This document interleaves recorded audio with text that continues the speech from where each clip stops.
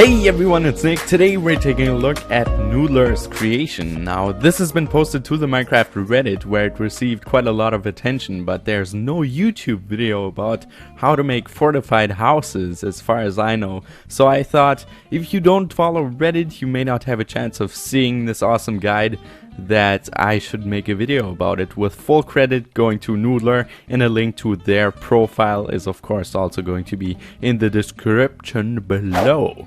So what you can see right here is that Noodler used chunks, which are 16 by 16 areas in Minecraft, to his advantage. These are the ones that are lined with blue and white wool, and in the center there's white wool, which is 3 blocks apart each, and that makes for a really cool grid that you can use while building.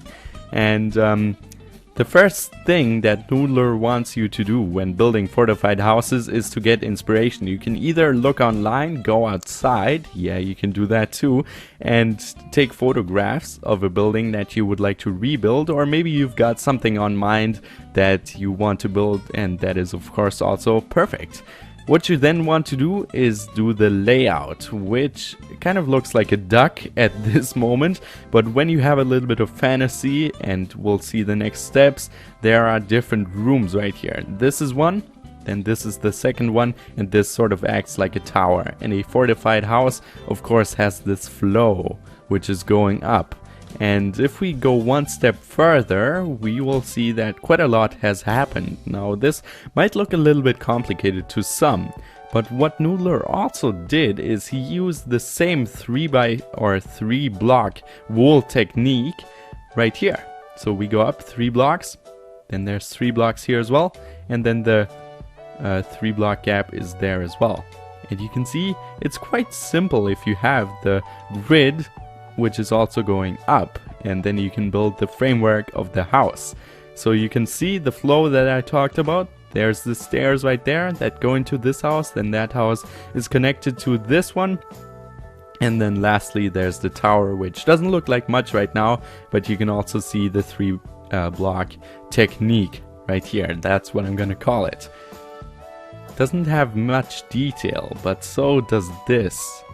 This doesn't have any detail either, that's what I'm trying to say, but it uses some more blocks. Everything that was a space right here is now filled in with color.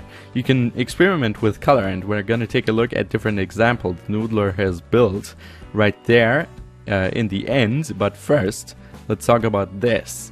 So it doesn't have much detail either, because it's just bland and almost 2D, and the next step is going to look like this. So what's the difference from this to this really?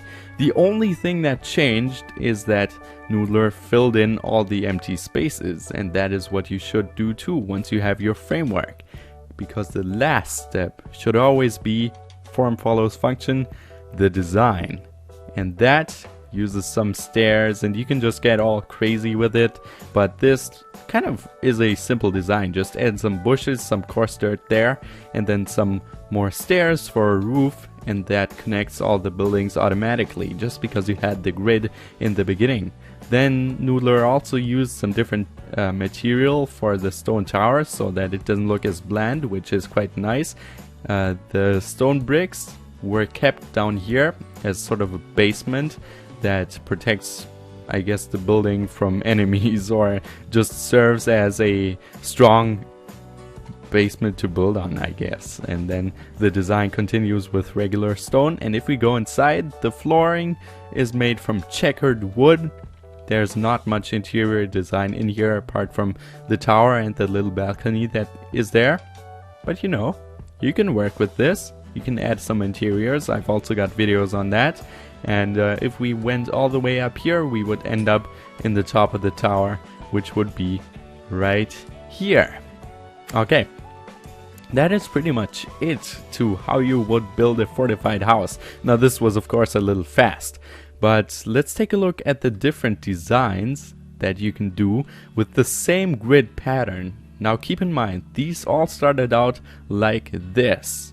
Maybe this might be a little simple, but if you get carried away, you may end up building a desert house like this, or maybe you will copy the design from the tower right there for the whole building, so you have a medieval castle look.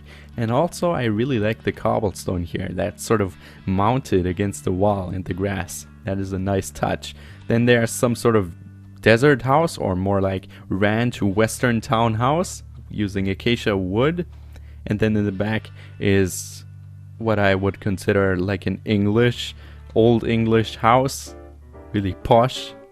And it's all the same design. Keep that in mind. It's just different colors, and that's what a building can do when you just add different colors, but you start out with the same framework.